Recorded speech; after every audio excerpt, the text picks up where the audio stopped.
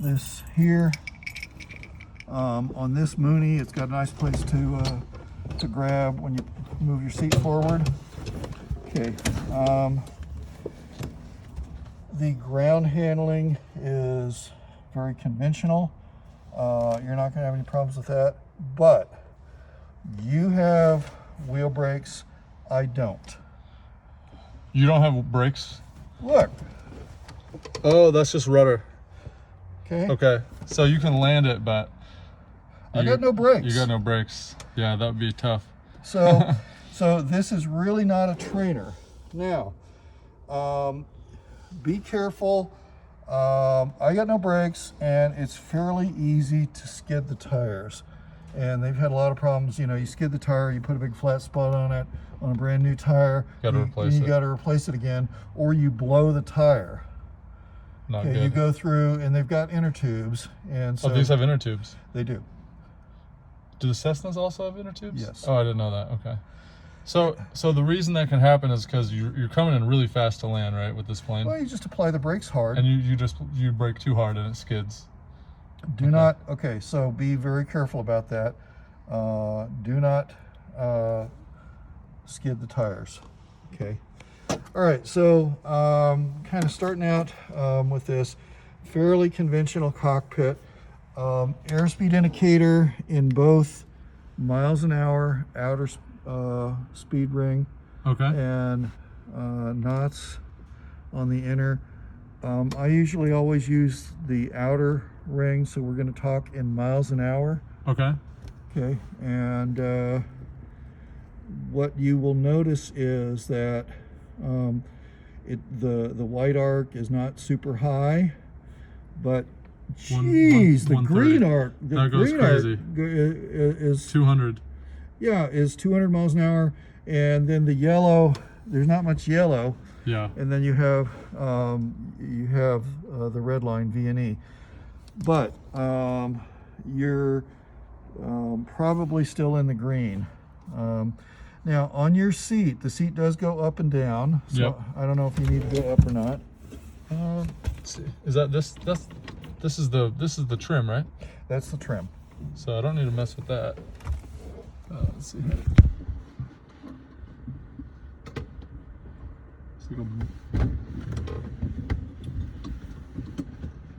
I don't know if it goes up and down. I can slide it, I think. Where do I hold the slide? Hold here. Oh, hold the bar. Okay, I can definitely slide. You gonna be okay on that? I just gotta get this seat belt out of there. There. Okay. Oh, I think maybe it's this lever. Yeah. Okay. Well, I'm okay right now. Okay, that's fine. Conventional Sacred 6. These Yep. are all mechanical. Okay. The way Tim Adams redid this cockpit, you have one nav com and a com number 2. We don't have a number 2 nav. Got a nice big screen for the GPS. Is this a G1000 or something, or what is that? No, it's a 750. G750. Okay, Yeah. so this is like for doing approaches and stuff. Or if you don't have your iPad, you can use this to do. Okay, there is an iPad Space. dock here, and you got the little. You can plug it in here. It's easy to get in. It's tough to get back out. Yeah, my iPad won't even fit in there. It's too big. No, you got to have the right size. So all this stuff. Will I see that here? Where do I set the frequency? It'll be on the screen. Oh, on this screen. Okay. And then there is a number 2 com here. Now, the iPad dock has an air vent to cool it on hot summer days. Got it. And during the winter time, it's a vent. It blows cold air. It's damn annoying. And so Someone maybe plugged me, has plugged it this way. Okay. That's what that is. That's fine. So during That's the good. summertime, you probably want the vent. Just take that out. And if you're trying to figure out Gotcha. during the wintertime, why the hell is it blowing cold air on me? That's probably why. Got it. Okay, all the engine instruments up here. And for super tall people, I mean, I can see that. This is fuel, left tank, right tank, cylinder temperatures, oil pressure, oil temperature, ammeter. Yep. Okay. Okay. Gear up, gear down. It would show as green if down, red if up. Okay, so down is the lower one. Down. So down, would that show as red? I know there's different colors, Why right? don't you turn on the master? Left or right? Left, the red one's the master. Okay. Okay. Oh, gear down. That's what I want. So it says gear down. So you can push this. It's not going to do anything right Actually, how come? So if the light bulb burns out, you can take this, you can take them out, you put it in there. And so you say, okay, it's just the damn light bulb's burned out. Got it.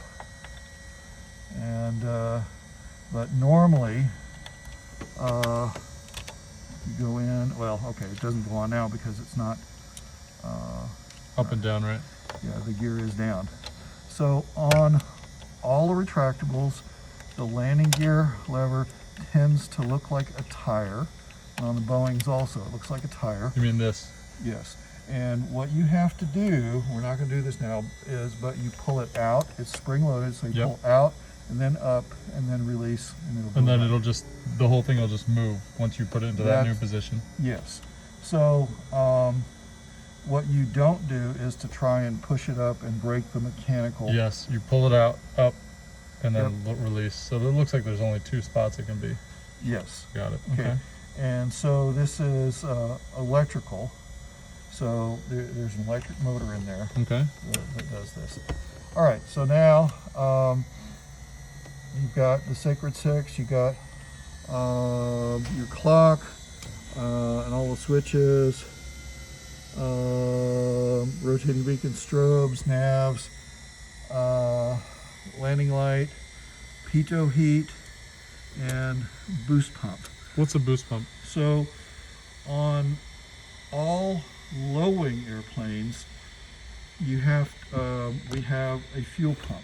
Oh, is that a fuel pump then? So this is a second fuel pump, and it's kind of in case the first one fails. So it's a backup. It is a backup, and the way this works is that there is an engine-driven fuel pump. So when the engine is turning, I don't know if you have worked on old cars with the eccentric-driven mechanical fuel pumps, but it's like that. Okay. Got it. But if that fails, the engine would quit, and so That's very that would bad. be a very bad thing. So you have an electric fuel pump, which is used for critical phases of flight, like takeoff and landing. That's right. And if we're in the pattern, I just use it all the time. So when the engine's running, it's running its own fuel pump. But then And you turn this on, If everything is working, you never need that You don't need that it. boost pump. but you use this during critical phases, takeoff, landing. That's it. Yes. Okay. And well, as part of your troubleshooting, if you're flying along and the engine were to quit, Turn okay, that on. that is one of the things that you try. On the checklist. Okay. Okay. Now we mentioned the trim system, which is here. Right here. Yeah. And you have to push this down and then forward or back. If you don't push that It forward or doesn't do back, anything. it doesn't do anything, and that's a safety feature. Got it. Okay. And I noticed there's 2 different buttons, left and right. Well, on the left, the little button, which you would actuate with your index finger, is the push to talk. Push to talk.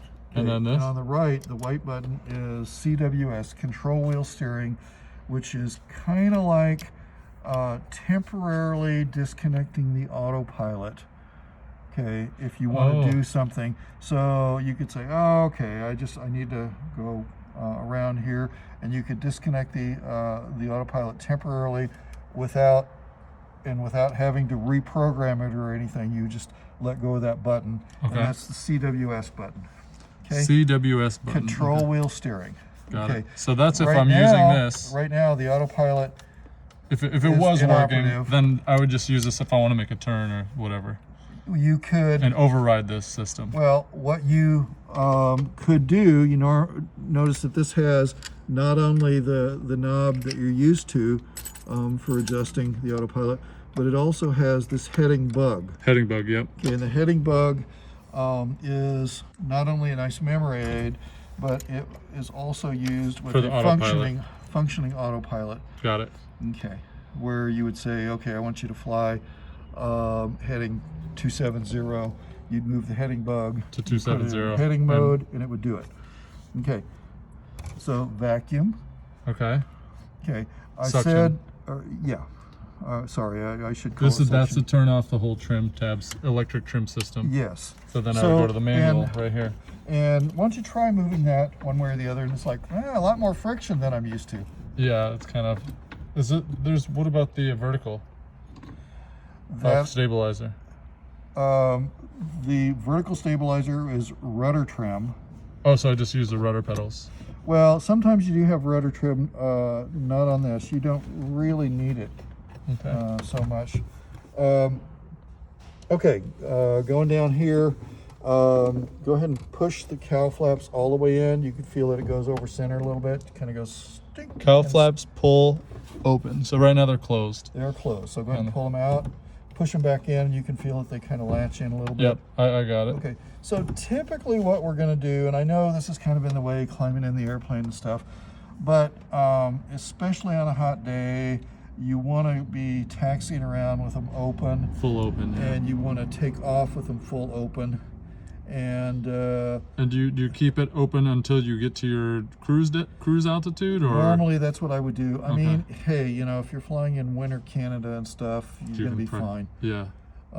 You got other problems where, you know, you got too much cooling, and so they have like winterization plate on the oil cooler where you put a piece of sheet metal over the oil cooler. Oh, really? And if you had a car with internal combustion engine, you know, you might have like a piece of sheet metal or a piece of cardboard over half the radiator if you're living in winter Canada. What is this button? GR safety bypass. Okay, so first of all, let's talk about this one. Go ahead and turn the master on a little bit. Okay. Okay, so it says low voltage. Go ahead and press the black button. Oh. Okay, so that is the push to test. Okay. So if I hear a sound, what does that mean? Battery's working? Well, it's telling you that's a stall warning. Oh, that is And- a stall warning And, horn. yeah, and telling you you're unsafe, and all the lights come on. Okay, now we're red buttons we do not push, right? Don't be the Okay. 8-year-old kid who Okay. insists on pushing the red button. What this does is, if the gear does not come up, that disables the sequencing of the gear, and or I'm sorry, going down, getting the landing gear down. Okay. And so that would be one of the things on the checklist for emergency gear extension. So if this is not working, if I can't bring my gear down with this, I would press that, then I use the crank on this side. You would, first of all, you've got time. It's not like, oh my God, I got to get this all done in 3 seconds. You don't. Yeah, got you have plenty of time. Yeah. So what do we do when we got plenty of time? We go to our checklist. Checklist, step by step. yeah. Step by step. You follow the checklist, but that's what that is. Okay, So this basically shuts off this whole system up here. This button. It disables some of the sequencing with the micro switches and stuff. Okay. Okay, so Is it on or off, or is it just one button? It's just like you click push it once. You Okay. just click it once. Okay. Okay. You want me to shut this off? No, not yet. Okay. Let's go ahead and raise the flaps, and when you're raising them, you can just push it forward, and it No, it and just it goes all the ra- way up by yeah, it just itself. goes all the way up by itself. Okay. Okay, so now what I want to do is I want to go down for 3 seconds, and I want to look at the flap indicator here. Okay. Okay, and if you count Mississippi 1, 2, 3, it's going to go down to takeoff, about in the middle. Got it. So we take off. Normal takeoff is with half flaps. Oh, really? 2, Mississippi 3.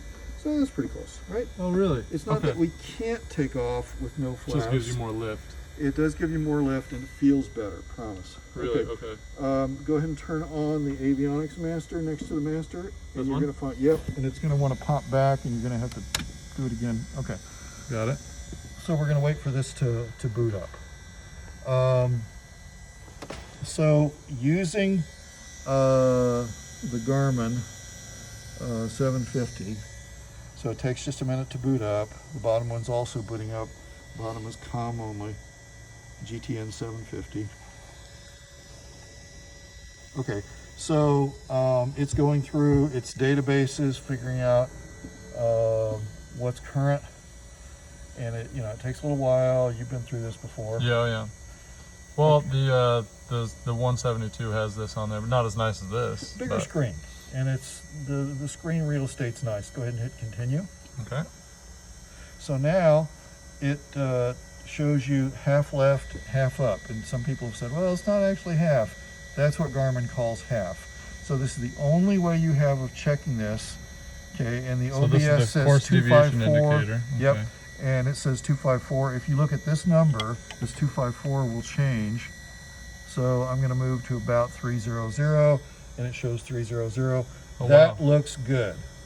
Okay, you That's very cool. you can tell it fuel on board and fuel flow per hour, and it will do fuel calculations. It does not have a fuel flow gauge, so this is just based on time. It could be wrong. Got it. Okay. Okay, go ahead and hit continue. Hit map.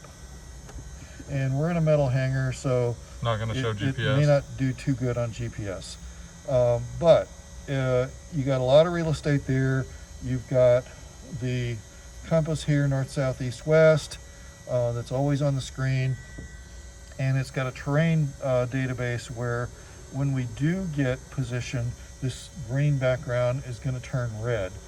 Red indicates Too low. that you're too low, you're going to hit terrain. Yes. We did.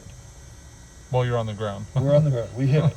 Yeah. But If you're flying in the air, yellow it's- indicates it's within 1,000 feet. red is 500. And no, red is 0. Oh, red is 0. So yellow is 1,000 and less. And green And green means is you're 1,000 more or than more. more than 1,000. Okay. Okay, so to change radio frequencies, you can Tap the button. tap the button. You can do that. You can enter it digitally. Oh, that is really cool. Okay, or you can use this and change the frequency here. So 119.65, you can do it either way. Okay. Okay, and So now, if I want that, then I'm here. yep. Okay, so the transponder is built in here. Hit the 1200 altitude. So Okay. this is how you enter another squawk code. Okay. So And like, yeah, they'll give you a if squawk. for whatever reason they wanted you to squawk standby, turn off the altitude recording, you could do that here. Normally we don't want to do that. Yeah. Usually this is mode C, right? That's mode C. Okay, this would be mode A. Okay. Standby would be off but ready to go. Got it. Okay, and then so you type that in. It has a VFR. VFR button. is It's just 1200. 1200. Got it. That's So easy. if you go 1, 2, 3, 4, you go VFR. This It goes back to 1200. Very cool. And so ATC says that enter. If they tell you to ident, you push ident. Okay. Got it. Okay. That is really cool. Now we have our nav and nav standby over here. You push this button in, and it toggles from changing these comms to changing these navs. Oh, what I do? Oh, it got satellites, and it said, "Oh, here's where you are." Oh, And for whatever reason, it thinks you're going. We're going 0 miles an hour. Yeah. But it thinks we're going something, and the background is red. We hit it. got it. Okay. You did nothing wrong. So now we're over here, and you can change the frequencies here. Got it. Or if you want to do it this way, that's Type how it you in. do it. Either way. Okay. Okay. So and now. So if you press it, nav will move to the left side. Now it'll move back to the left side, so you see the highlight here. Oh, okay. Okay. So this just toggles how you can adjust it. It Right. doesn't actually move the nav in comm. Nope. So the nav says, stays what are on you this changing? side. Got it. Okay. Okay. So now that's down here, and yet we may be adjusting over here. Up here you have the volume, Yep. and if you press that button, okay, it takes the squelch off. Oh, You've that's heard for that. squelch. Okay. Yeah, and you've probably seen that before. Now, there is a whole bunch of stuff in this box. If you hit back and you go to here, I mean, we can do a lot of stuff. If we say, okay, we want to do an approach and to Livermore, and which approach do we want to do? We want to do the ILS 25 right. Got it. Okay. With I've done that one before. Okay, and we'll use vectors, and we want to load the approach. And yeah, we know that. And this is the flight plan page. So it's got a database with all the waypoints and That's right. everything. It knows everything. Okay, and so you can do a lot of stuff here. If I want VFR, just click nearest, click on an airport, Nearest airport. Byron, or whatever. Okay, so you can do a lot of stuff. It says, okay, that's, so I think the manual for this, if you print one out, it's hundreds of pages long. It's I'll complicated. just watch YouTube videos. Well, that's fine, but there's a lot of capability here. Okay, so you know, and procedure system, so you can set stuff up. You know, you can move things around. Don't change stuff up too much because other people will get irritated. But for instance, these things, you're 8.1 miles from Judson. You're going 0 knots, and ETA Just on is his a waypoint. Okay. Yeah. So there's a whole bunch of capabilities here, okay, that we're not going to learn today. It does have 2 buttons here. It has home, Home. That just brings you back to all the okay, home screen. and it has direct. Enter an so- airport or a flight or a Waypoint, waypoint. nearest airport, or from the flight plan. Okay. So you could just Nearest if airport. flight plan, you could just pick one of the waypoints Yeah, you you have on say, your okay, we want to go to Byron, and then we have to go down here, direct, activate. Yep, Okay. that's so, easy. Okay. So it's you get used to it. It's somewhat complicated, but it's fairly intuitive. Now, you've also got your number 2 comm, okay, where we've got 118.1, standby is 119.65. We change over here, okay, and we have the left and right arrow where we flip-flop it, okay. And we can adjust the volume. Got The it. audio panel is over here, okay. What's going on there? The buttons here are a little, Might be old. they're not old. I think the buttons could use to be a little bit higher quality. So But why do you need this if you can do it all right here? because sometimes you need 2 radios. You want to be Oh, listening to 2 conversations at once. You want to be listening to air traffic control and picking up the ATIS simultaneously. that would be nice. My plane doesn't have that. So that's what you can do. I mean, down here there's these software buttons. So you've got menu. You could change up a bunch of stuff. Look at the manual. Okay, so that's that box. So just to understand how this Garmin 750 works, they just install it in here, hook it up to an antenna and to the radios, and that's it. That's all it is. It's got a GPS antenna. It's Yep. got a nav antenna, a glide slope antenna. So multiple it's antennas. Got a comm antenna. So it actually does a lot It of does stuff. a lot. Okay. Okay, now over here this has a digital tachometer. Okay, Okay. we're going 0 RPM right now, so So it shows 0. Yep. But to get the hours, okay, the like the odometer, okay, this has 1238.31. So you press it twice. No, you let go and it Oh. gives you and then 3 seconds later it goes back to RPM. So 1238, I'm releasing it, 0.31 there. Interesting. Okay, so when you do the run up, okay, and you do your mag check, it'll say like 80 RPM drop. This is close to 100 RPM drop typically. Got it. Okay, go ahead and turn the avionics master and the master off. Yeah, we don't want to kill the battery. No. Okay, EGT is over here. Exhaust gas temperature. Okay. We So have, when we're leaning the mixture, we want that to be very high, right? High as it can go. you want, that would be peak EGT, and typically you want to run it 75 degrees rich of peak EGT. Oh, this plane you run rich of peak, not lean of peak. Yeah, typically you're running this, if you look at the POH, you're running it rich of peak. Got it. Okay. Here, we've got 2 needles on this. We have manifold pressure, Yep, that's the left side. and how come that says 30 now? Because when you shut off the engine, it was at 30 maybe. Oh, actually, no, the piston already is compressed when you shut off the engine, and there's pressure in there. No, this again is not inside the cylinder, it's in the intake manifold. Oh, that's right. Why is it at 30? I don't know why. Okay, so we are at 1 atmosphere now, about sea level, Yep. and when we listen to the ATIS, it says 30.14. Okay, and Okay. that's what this should be, or whatever the atmosphere. Okay, if you set that to 400 feet, it's going to be pretty close. Yeah. Okay, Okay, there's 400. In outer space, this would be 0.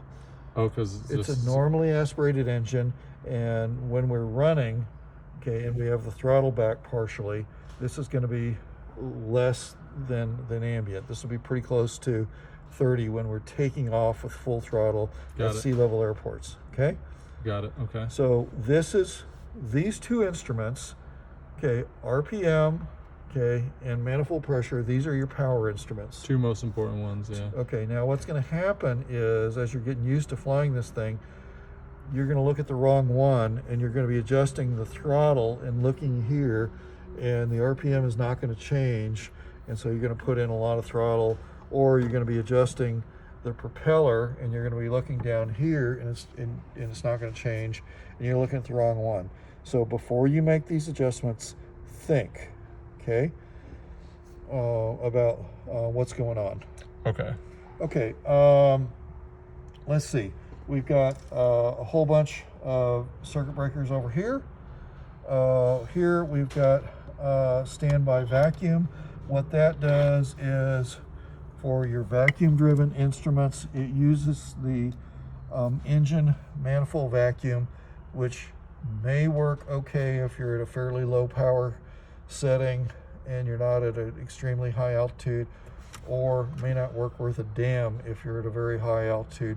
This is in case the vacuum pump fails. If the vacuum pump fails, you pull that. Okay, this is... So is that a second vacuum pump in there, or no? It is It's not. just- It is just this opens up to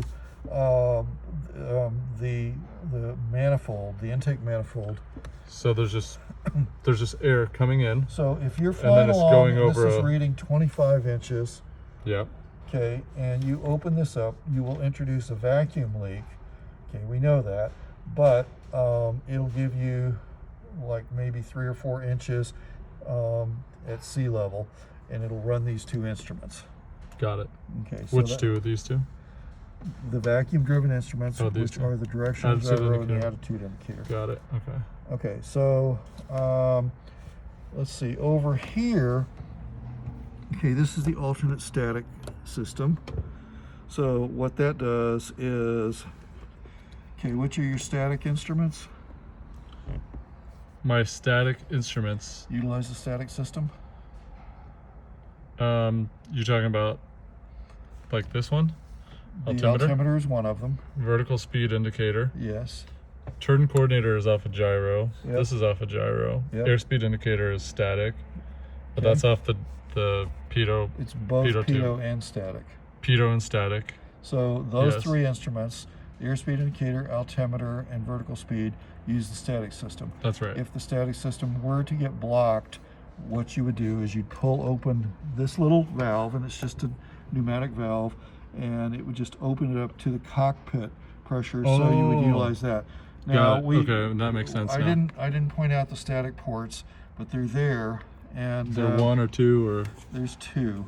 okay, probably on the And- side of the cowling or something somewhere It's behind here. behind me. Okay. And so if those got blocked for any reason, then the pressure that you're breathing inside the cockpit is not exactly right. It tends to be a little bit lower, but it's close enough. It's better than nothing.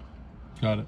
Okay, and so that's another one of these switches where, something has failed, so we're going to do that. Got it. Okay, that's very cool. There's a lot of features in this plane. Okay, now we have a black box here with the switch on it. Off, on.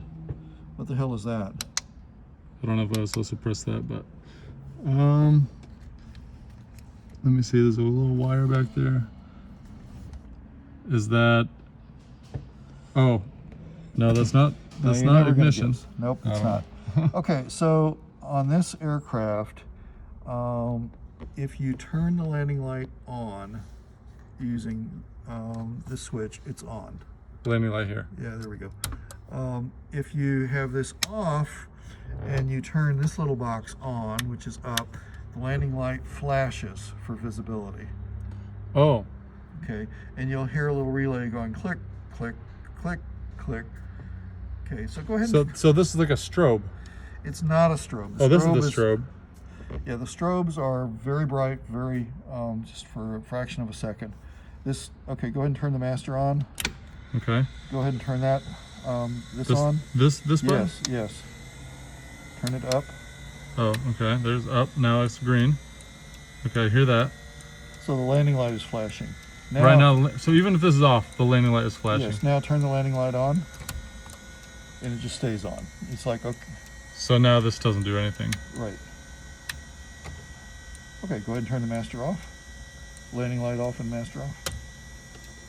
And so what does this little black button do right here? I don't know. Okay, we'll figure it out. Okay, So when do you use this? it's just a visibility thing. So wouldn't that be the strobe? I thought that's what the strobe is for. The strobes are on the wingtips.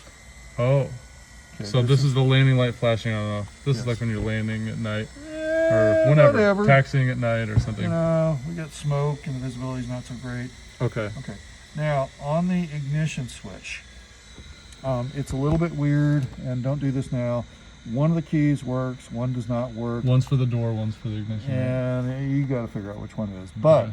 when you go to start the aircraft, you're going to turn it all the way to start, and you're Yep. going to push in. All the way to start and push in. If you don't push in, Doesn't do anything. it doesn't do anything. Got it. Okay. Okay, so now let's. Is there a primer in this airplane? No, it's fuel injected, and Oh, this is so fuel you injected. prime it in a different way, and we will talk about that. Okay. But first, let's see. Down here, we have the flap indication That's right. and the trim. That's right. Okay, so these are the indications, and it's when it's bright sunlight, you're looking down here, it's a black hole, and it's extremely hard to see. Yes. Okay, so what I tend to do is I carry a flashlight even during the day. Oh, really? Just one of those little ones that Yeah. I put in my pocket, little LED flashlight. Got it. Okay, because at least for me, this is very hard to see. Got it. Okay, we have friction adjust here, and For what? for the throttle quadrant. Oh, for this, all three of these? Yeah, so okay, so now, It should be harder. okay, is that gotten harder? Yeah, Okay. definitely. Okay. Okay, so here we have three knobs, okay? And they are, once again, very difficult to read over here. Parking brake, pull on. Cabin vent, pull on. Cabin heat, pull on. Okay, so parking brake, what you would do is to put on both brakes and So press pull- both on the top. Yes, and then pull that. This is just a check valve, okay? A check valve? Yes, so it holds the hydraulic pressure on the wheel cylinders. Okay, there is, in your car, you have a parking brake. It is a separate system, a mechanical brake that is independent of your hydraulic brakes. That's right. On aircraft, they don't do it that way. The parking brake, you just hold the hydraulic pressure in on the same wheel cylinders, and it's the same hydraulic system. So this is a check valve. That's the same way it works on a Cessna and a Piper too. I know my little plane has this, but I've never used it. So I Okay. would hold the brakes and then pull the park Yes. valve, and then it would be in And the- parking mode, And it would basically. leave the pressure in there. Wow. Now, over a long period of time, over a day or something, it's probably going to bleed down. Yeah. Okay. So you But- just use chocks or tie yes, down. But okay, so that's what the top one So to push is. it back in, you press the brakes again, then push in. Yeah, or you could just push in. Or you could just push in. Okay. Okay. And then this is cabin air and cabin heat. Okay, so the cabin air introduces air down here. Got it. Okay, and cabin heat gets pretty damn hot. Yeah. I'm actually usually pretty wary about using cabin heat in case there's CO2 or carbon monoxide, Yep. CO. Okay, and I understand that, and it's the same system here. You've got air passing over the exhaust manifold. Yeah. And if you do have cracks or anything in the exhaust manifold, then you could introduce carbon monoxide into Does the this cabin. plane have a carbon monoxide detector over here? Do you got to bring your own or You something? got to bring your own. Okay. Okay, so now what I would like to do, okay, so we've talked about the flap indicator and the trim indicator. And we've got the trim wheel down here. Yep. Okay, now there's two other weird things. You said that you flew a Piper Arrow, That's right. okay, which has, where's the fuel selector is my question. I think it's down here somewhere. Then there's left tank and right tank. There's no both, if I remember There correctly. is no both. Yeah. And there's a good engineering reason for doing that, because if you were to run one tank dry, then it's going to suck air, and it's Bad. like, well, okay, the left tank is empty, we're sucking air, we got plenty of fuel in the right, and yet the engine quit. So you want to be able to select the right. So you select either left or right, no both. Got it. Okay, And in this plane? it's down here. Yes, I see that. Can you reach that? Yeah, I can reach it. Fuel, it's really hard to see, but It's really hard to see. right now it's on, I can't really tell. I'd have to get it's really dirty down there. I know. It's pointed to the left. Yeah. Okay, I could try it there, So- okay. can you move it? Yeah, I can move it. There's only two spots. There's three. Oh, there's three. There's an off. Oh, okay, there we go. So that's probably right tank, off, left tank is my guess. Okay. But I would need a flashlight to see. When we fly, I'll have a flashlight. I don't have one right now. Okay. Now, behind my seat in the pocket, there is a white piece of PVC, and it's a tool.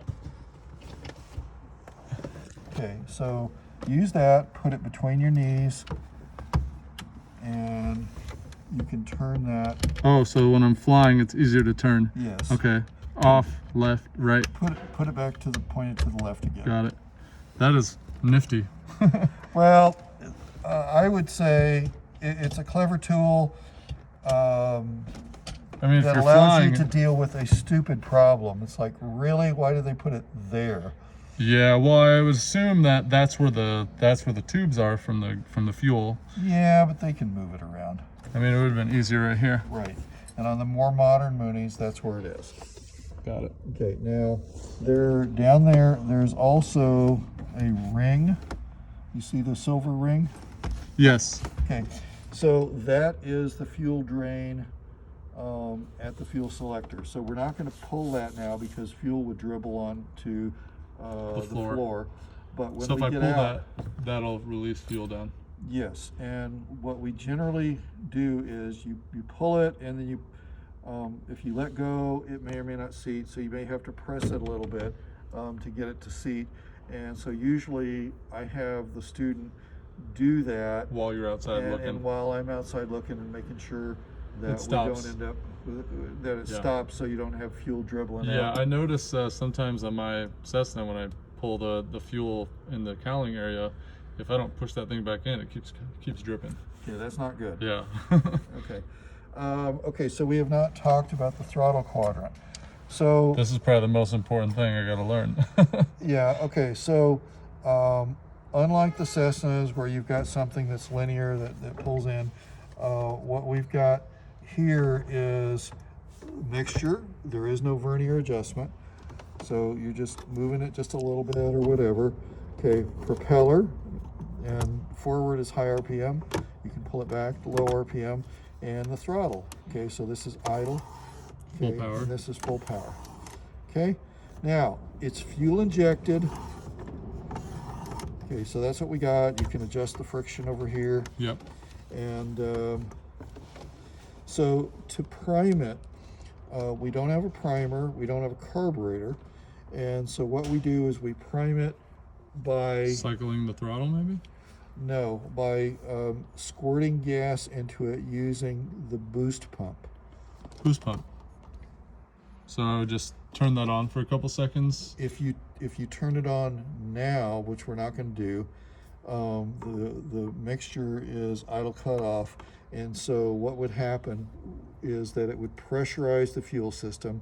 This would come up, but nothing would go into the cylinders Because the mixture is closed. because the mixture is Idle idle cutoff lean. So I would want it all the way forward to start, I would assume. So what you would do, the procedures are completely different for starting cold with a cold engine versus a hot engine For this plane. for this plane. And for a lot of old technology, mechanical fuel injection airplanes. So in your car, I'm sure you have had a relatively modern car with an internal combustion engine, and you just turn the key and it starts, Yeah, and you don't worry about it. that's right. Okay, not in these airplanes. Got it. Okay. So we're going to go through the starting procedure, but for a cold start, what we would do is we would go mixture full rich. Mixture full rich. Okay, and Pop all now, the way up. yep, although the prop is not quite as important for priming the engine. Now, if we were to turn the boost pump on now, we still wouldn't get anything going to the cylinders Because this is closed. because this is closed or almost closed. So what we would need to do, we can go ahead and just go full rich, and then Boost. now if we were to turn on the master And boost pump. and we turn on the boost pump, what you'd see is this comes up and the fuel is flowing into the cylinders. Okay, now For how many seconds do you do that though? very very good question. So about 3 seconds, Okay. and it depends on the temperature. If you're in North Dakota in the winter, More. it's more. So it's kind of like every second is like one pump from. More or you know, less. Got it. Something Okay. like that. So now, so then you would turn off the boost pump. We don't want to start it with full No, throttle. You want like maybe half an inch. Or, And so we would go about a 1/4 inch. okay. We would start it with the Full rich. mixture full rich, and Prop you would full. and all the way up. the prop full forward, and you'd go ahead and use your left hand to turn the key. Use your right hand on the throttle. Right hand on the throttle. Okay, and that's a good procedure, because if you ever did forget and you started it with full throttle, you want to get rid of that Yeah, you real want quick. to pull that all the way Okay. back. And if it does not start immediately, okay,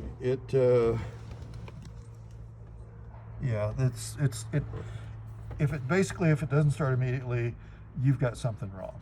Oh, really? Okay, and by immediately, it's like 3 to 5 seconds. Okay. So if you're cranking and cranking and cranking on That- this engine, no. Okay, now it's possible to flood it.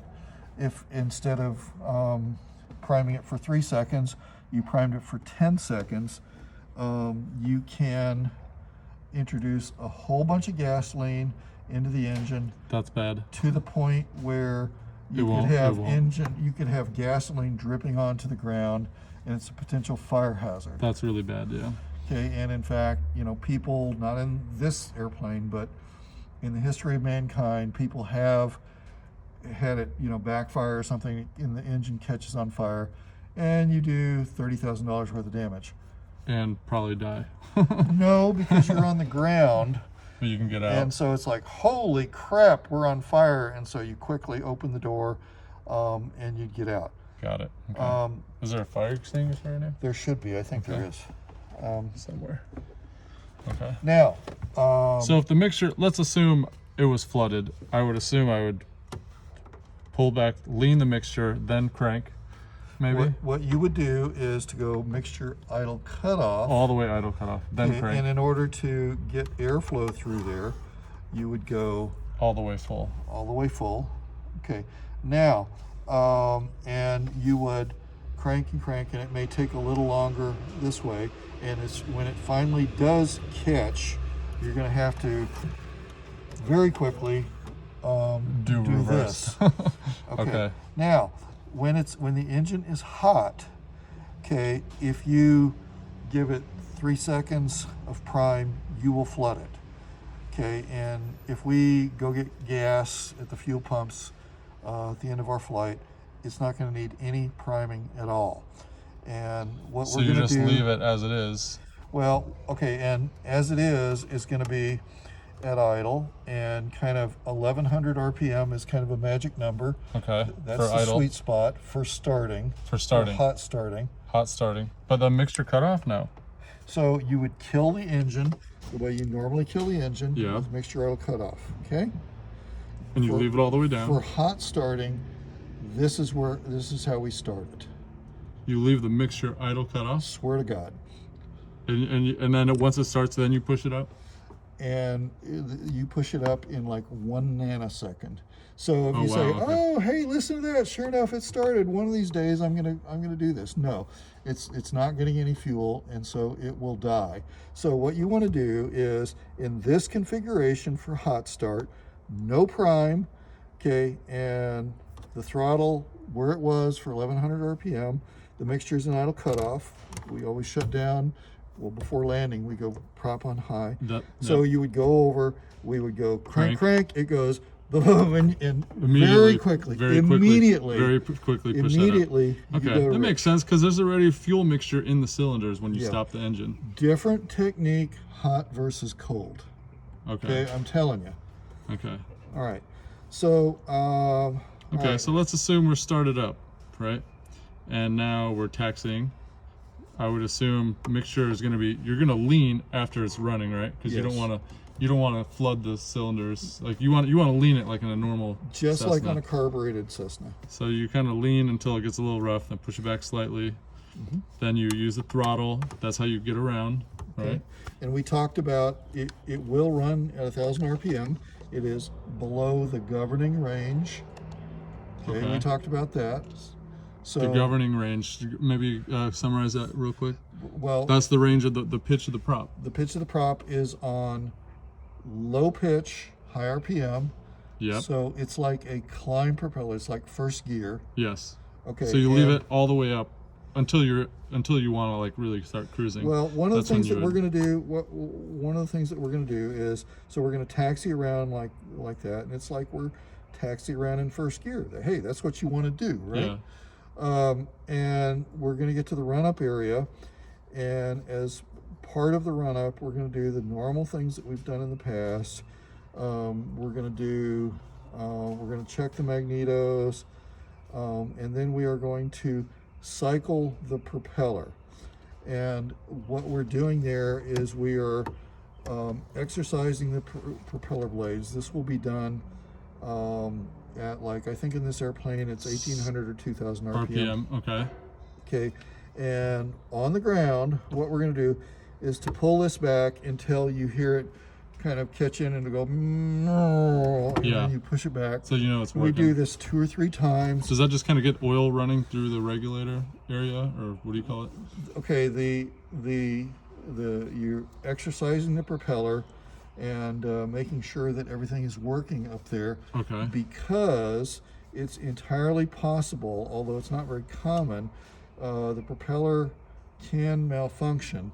We'd prefer to catch that on the ground. That's right. But it's possible for a lot of things, to be stuck in essence, first gear. Now, that's kind of okay in a car, but imagine that you're on the freeway In first gear, and you can't go very fast. But in an airplane you can't go very slow because you stall. That's right. Okay, You want to. so it's Okay. it's a problem. So you just want to. If it happens, you would land right away. I would assume. It's an emergency. Yeah. Okay, so we're going to exercise the propeller. That's one thing that we have not done. Okay. So that basically, the RPM We're is going to introducing drop. oil into the propeller. When Okay. we do that, okay, what's going to happen is RPM is that gonna the drop. RPM is going to go down. Manifold the pressure go up. is actually going to go up a little bit, and the oil pressure will drop slightly. Oil pressure will drop. Interesting. Oh, because oil's getting released from the engine into the prop Yes. area. Yes. Okay, that So makes sense. you should see all those indications. Got Okay. it. Although very often you don't necessarily look up here at the oil pressure, but all of that is normal. Okay. On this aircraft, we take off with about half flaps where they are now. Yep. Okay. and we're gonna climb out at 101 miles an hour. That's when do you, wait, when do you rotate? 101? No. No, you're Right. gonna rotate about 80, 85. Okay. On this so you- aircraft, what tends to happen is you accelerate and you get to 70 and it kind of gets a little squirrely. So it's kind of hopping around. What you want to do is to pull back ever so slightly. You're going to Really? overdo it. You're going to overdo it. So that Because you're going so fast. that gets a little bit of the weight off the nose wheel. Okay. Okay, and it will stabilize it. And then we gently pull back. Now, what's going to happen is you're going to pull back too much. Okay, and I'm going to say too slow, we need to accelerate. So you're going to be going along, okay, and still with half flaps, and we're going to be climbing out around 80, and we're not going to be climbing very well. Okay, and Is that because the flaps are still in? it's because of a number of things. The pitch is too high, the flaps are still in, the landing gear is still down. Oh, yeah. Okay, so this airplane, it doesn't, it's not really a short field airplane. Okay, that's just not its forte. This is too fast. And one of the things that it also it doesn't climb like a rocket ship until you get everything cleaned up, and then it does that pretty good. And its forte is cruise speed. Yes. Okay, that's kind of what it's designed to do. Yes. So on a relatively hot day, if we're heavy and we still have the flaps down and we still have the landing gear down, it's not going to climb that great. And now you're too slow.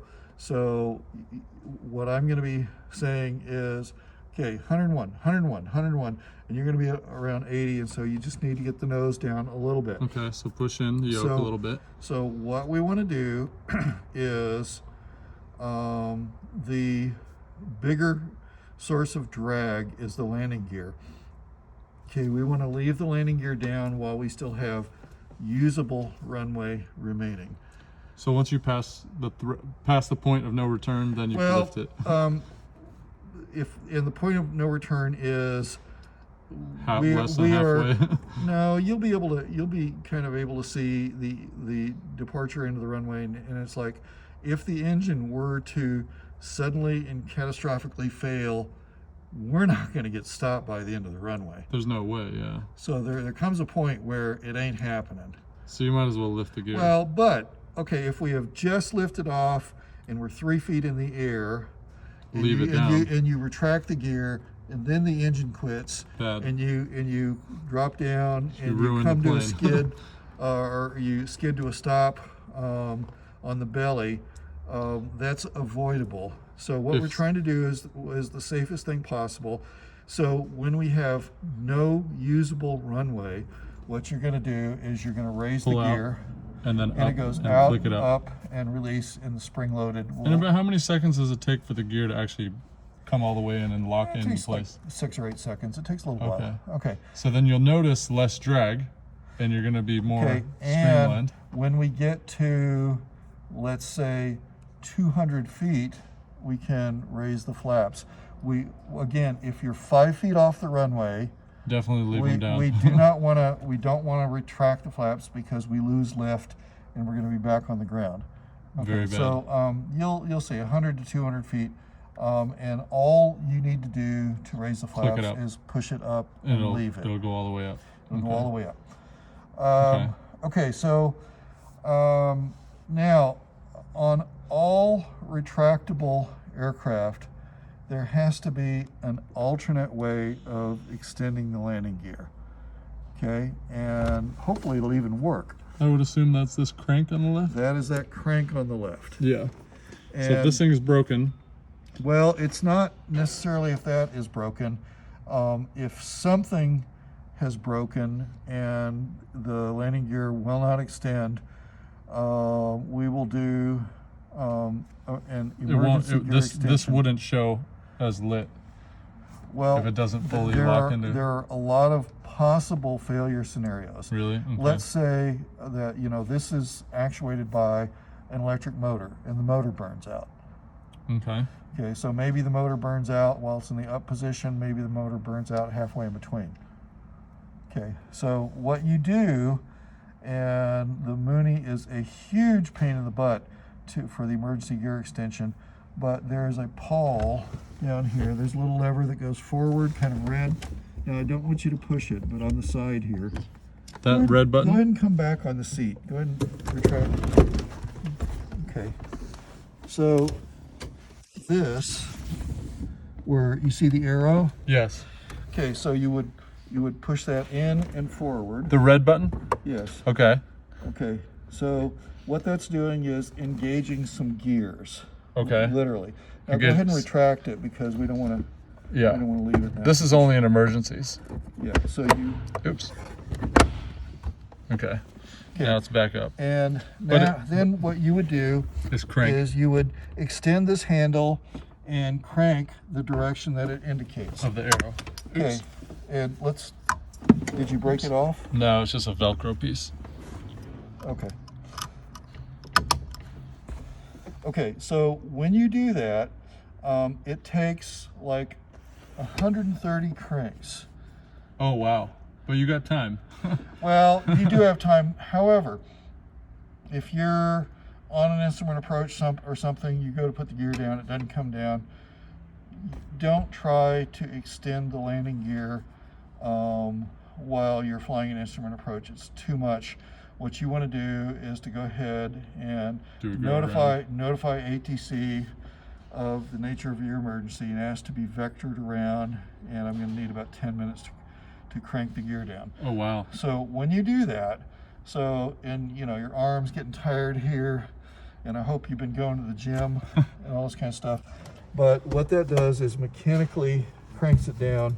And if everything works properly, well, you follow the instructions. So you select gear down, Yep. you put the little pawl mechanism forward, you extend the handle, you Start crank cranking. 130 times, and That light will finally green turn light on. should come on. Now, in addition to that, there's an indicator here. You see the green line? Yes. Okay, the green line means that the landing gear is down. Oh wow, okay. Okay, so that's a second. I assume this is all in the emergency procedures, right? Yes, so, Okay. but if you've had a total electrical failure, so the electric motor's not going to work to crank the landing gear down, with a total electrical failure, the engine's still going to work fine. Okay, the radios are not going to work. The boost pump's not going to work, but hopefully you don't have a problem there. And you crank the landing gear down, and eventually You'll see the green line. yeah, and what you're going to feel is like, oh, the forces just got a lot heavier. That's the end. Cranking, that's the end. Okay. So in And the I probably checkout, never have to do that unless it's an emergency. We're not going to practice this. we will practice it one time, One time. Okay. just so you can Know how to say, do it. yep, I've done that. It's a pain in the butt. and I Yeah. don't want to do that every time. And then I will mercilessly razz you about, oh, hey, you want to do that again, right?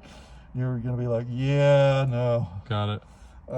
Okay, so that is a real pain in the butt on the Mooney with the cranking the gear down.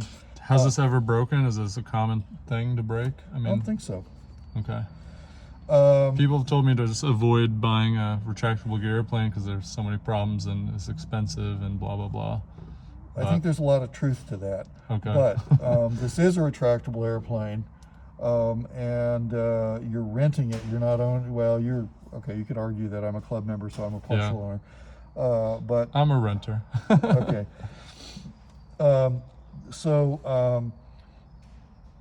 If you want a complex endorsement, you have to complex per the FAA's definition for a land airplane means controllable pitch propeller, flaps, and retractable landing gear. This has it all. This has it all. It is a complex airplane. Got it. So what you're going to find is that trying to fly the thing, it's like, well, things are happening too fast. And so we're going to take off, no usable runway remaining. We're going to tap the brakes. And by that, I mean, you just tap the wheel brakes with your toes. Yep. Okay, so that will more or less instantly stop the wheels from rotating. The reason we do that is because of the gyroscopic forces. When the thing is retracting, it puts loads on the trunnion. Oh, wait. Explain this one more time. So when we retract, we're actually going to tap the brakes? Okay, you're in the air, right? So we have taken off. We're in the air. The wheels are spinning really fast The still. winds are spinning really fast.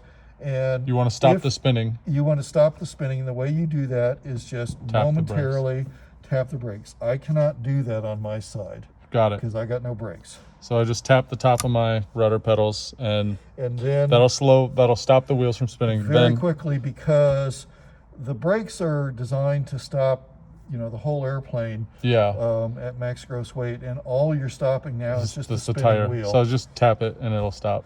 and it'll be essentially instantly stopped, and that will reduce the loads on the trunnion because there's no more gyroscopic That's right. It's not fighting against the gyro effect. Yeah. Okay. Okay, so you tap the brakes, you raise the gear.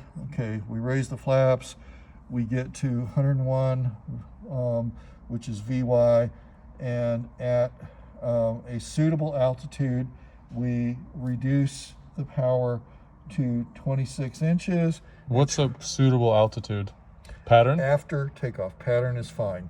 Okay, so like 1,000 feet above ground. Yeah, and when we get to the point where we're doing pattern work, just to give you more work, what I'm going to ask you to do is have you do it earlier. So we Okay. get to 500 feet, and I'll say, okay, let's reduce the power, and you're going to reduce it. Reducing power means reducing throttle? reducing or- throttle. Okay. Okay, but But we're this is gonna going to reduce- stay all the way up? No, we're going to have you reduce that also to 2,600. And realistically, that's not going to be much because this thing on this particular airplane seems to go about 2650, 2660 Okay. RPM instead of 2,700. I don't know why. Something could be tweaked just ever so slightly. And but then you'll adjust the propeller by pulling back to 2,600.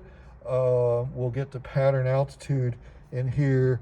You'll close the cowl flaps. Close the cowl. Okay. Okay. And we'll get slowed down. We'll reduce the power. There's also a gear warning switch, which sounds a hell of a lot like the stall warning. They didn't do a good job of differentiating the tones. And the way that is supposed to work, it's supposed to be an audible warning that says, hey, you're about to land gear up. And it also needs some adjustments. This buzzing, or it's a horn, an electronic horn, and it goes off when two things are required for it to go off. The gear is not down and locked. Yep. So if the gear is in an intermediate position, It'll go off. It'll go off, and the throttle is back. And I think there's a micro switch in here on the throttle, but it gives you about maybe 22 inches of power. So if you are at a low power setting, okay, with the gear not down and locked, you'll get an audible warning says, whoa, whoa, it seems like you're trying to land gear up. Ah, Okay. got it. Okay, so let's say we just took off. I'm going to be, mixture is full rich on takeoff, I would assume. Yes. I would go full throttle, Yes. right? We're taking off. And the prop is full forward. Prop is full forward because we're climbing. Yep. And then once I want to level off and stop the climb, I would assume I would reduce throttle. What you're going to do is, when you are reducing the power, you do things in this order, left to right. Okay. Okay, so reduce throttle, then increase the pitch. Then reduce. Well, you are absolutely right. You are increasing the pitch, but usually we say you are pulling the throttle back or Okay, so you're pulling the throttle back Okay.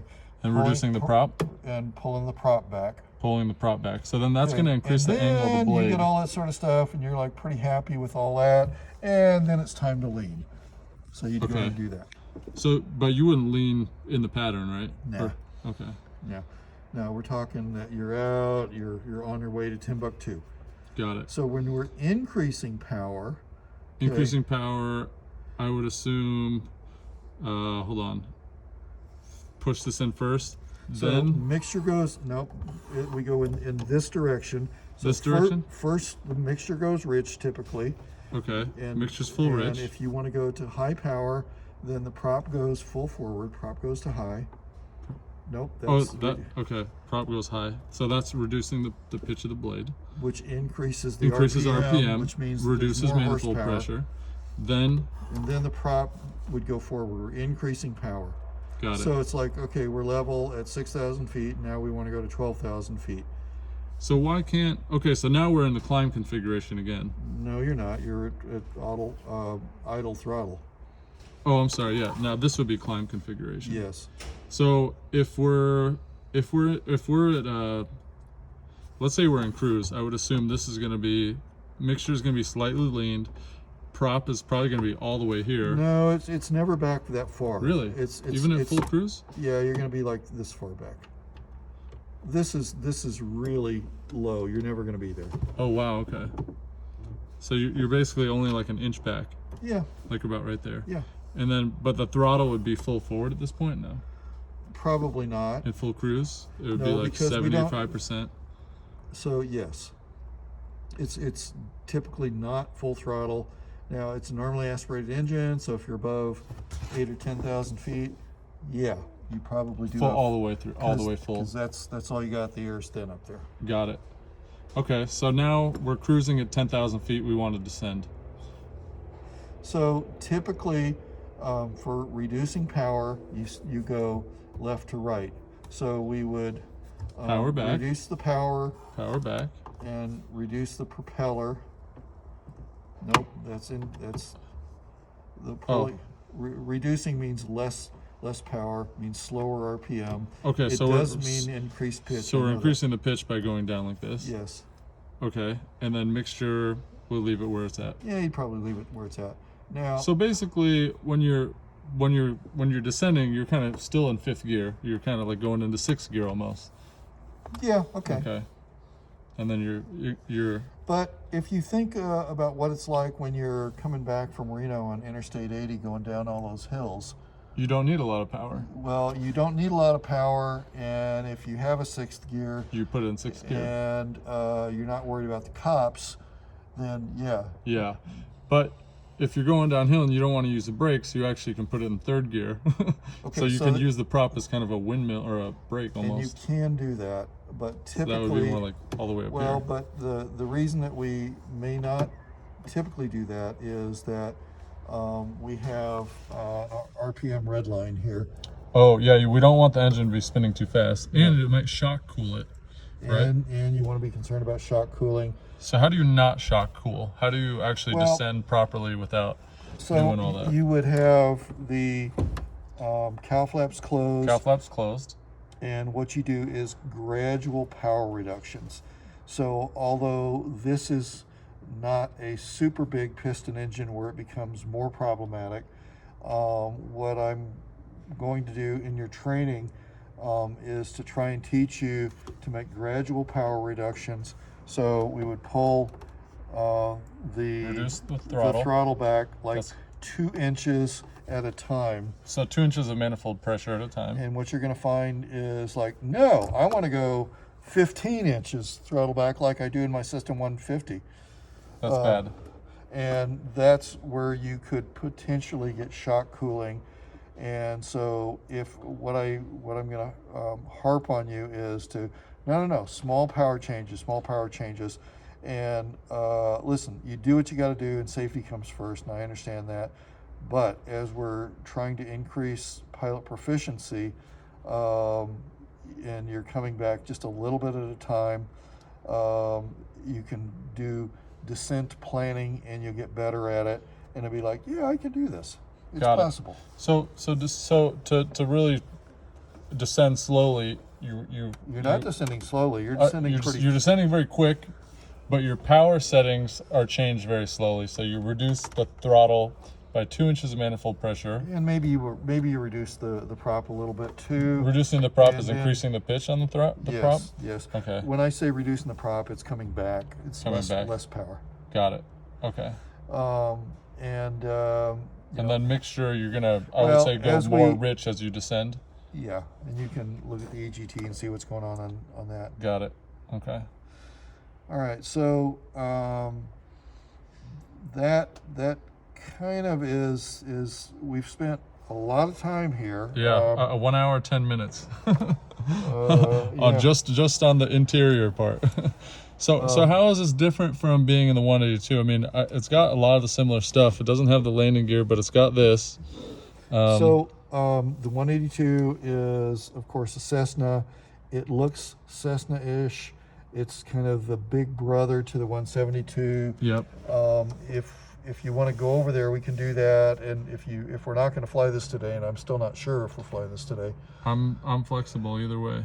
But yeah, if we want to just do ground today, I'm fine with that. Okay. I mean, I Then- got a lot to learn.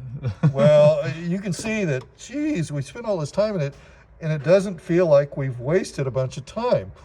We haven't, and I'm really glad I'm recording this because I'm gonna listen to this several times. There's Okay. a lot to remember.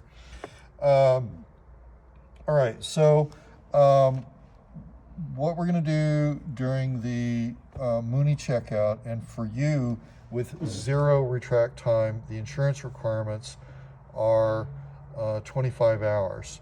Now, So I need you in here for 25 hours. Right, so what we're going to do to try and kill 2 birds with 1 stone to the extent possible is the logbook endorsements will say that you're satisfying the requirements for commercial pilot certificate, citing 61, 129, blah, blah, blah, Okay. blah, blah.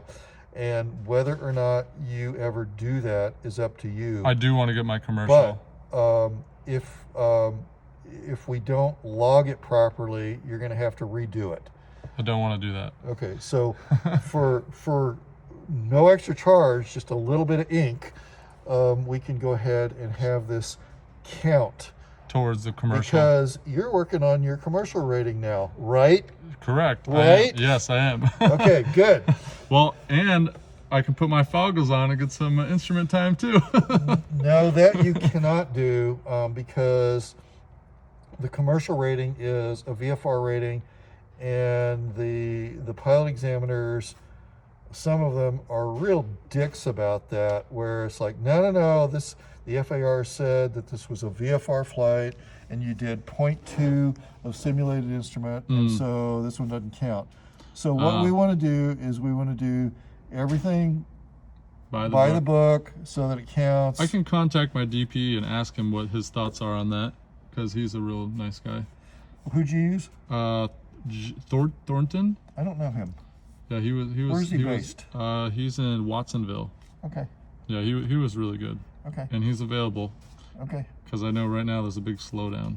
Well, right now, my understanding is that the FAA has put a stop to it from social distancing. They just said, you're not doing any more check rides Oh, really? until we tell you different. Oh, I see. Okay, I didn't hear about that yet. but Yeah. that makes sense. It But kind in of the makes sense. meantime, I can be putting in some hours here Right. and approximately. Have you passed students to get their endorsements before for high took- performance and Yeah. complex and commercial? Yeah, you won't need 25 hours. Now, if you, like say, if you want to actually go solo in this thing, the insurance says you need 25 hours. But to get the complex endorsement will probably take you 10 or 12 hours. 10 or 12? Okay, that's Yeah. actually a lot. It is a lot. You're gonna. I thought it was gonna you're be like not 1 an- hour. You're not an experienced guy. It's going to take you longer. You're going to be drinking from a fire hose. Okay. And it sounds like if I'm flying in this plane, I'm still going to be learning the high performance endorsement stuff as well because it's got So all this stuff. what we probably ought to do, let's go ahead and do this. We won't fly today. and we'll go ahead and go over to hangar 11 To see the 182. To see the 182. We'll spend 30 minutes in the cockpit there, Okay. and Go over all the and stuff. We'll call it good enough for one day. Okay. And when we come back and we pick this back up again, we're not going to go through everything in excruciating detail, but I'm going to remind you of a few things. Okay. And yeah, I have this recording. I can definitely listen and Understand. memorize all this. Okay. One other thing that I meant to tell you, and I didn't, is unlike Cessnas, very much unlike Cessnas, Don't slam. you do not slam. You close it and latch the door. That's right. Yep. Okay. Now, it has an upper latch and a lower latch. On this particular airplane, sometimes it sticks just a little bit and it doesn't want to come open. And if that's the case, you just push up slightly here. Got it. But you don't slam the door. There's no need. Got it. Very cool. All right. And then this is a magnetic compass here. Yeah, the magnetic. Oh, let me show you a couple more things. So this. Nope. Where is it? This is for a GoPro. Yeah, that's a GoPro. Here it is. Here it is. This is a scoop. Air scoop on the top. Air vent. Okay. Open. And when you get out, I'll show you what it's doing. There's a scoop on the top, and it ducts the air to here, the overhead Very cool. air. And what about that actually allows the air into the cabin? Yeah, that's just like the air vents in your car. Got So it. it open or close, but Cabin there is a light. scoop. Okay. Yeah, there's a cabin light. Okay. Let's see. I think I covered pretty much everything here. Again, the Garmin 750. It's got a bigger screen, more screen real estate. Oh, and that was the other thing. Nope. Nothing there. Just leave it wherever. Just leave it. Okay, so this the is arrow ground hit us in- position. Yeah. On hot days, it's wonderful. But for takeoff, swing that back, and it's got the red placard there. It says don't take off like this. That's what you do. Got it. Okay. Yeah, I guess at 100 miles an hour, it's going to really be blasting in. Too much. And it may be, I don't know, it may rip the thing off. I don't know. Yeah. Okay. All right, so Very I'm going to cool. go ahead. All right, cool. and We'll get go out.